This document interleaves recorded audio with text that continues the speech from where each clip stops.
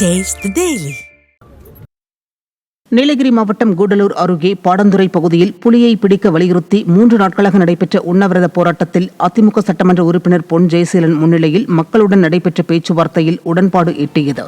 பாடந்துறை தேவர்சோலை பகுதிகளில் குடியிருப்பு பகுதிக்குள் வலம் வரும் புலியை பிடிக்க வலியுறுத்தியும் காட்டு யானையை விரட்ட வலியுறுத்தியும் அப்பகுதி மக்கள் 3 நாட்களாக உண்ணாவிரத போராட்டத்தில் ஈடுபட்டனர்.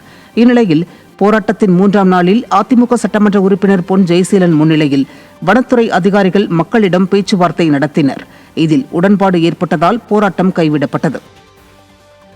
எனவே அரசாங்கம் இங்கு இருக்கக்கூடிய மக்களின் உணர்வுகளை புரிந்து கொண்டு அவர்கள் கொடுத்த வாக்குறுதிக்கேற்ப ஆகஸ்ட் அல்லது செப்டம்பர் மாத இறுதிக்குள் அகலை வெட்டி யானைகளே இனிமேல் இந்த பகுதிக்கு யானைகளே வராத ஒரு சூழலை ஏற்படுத்த வேண்டும்.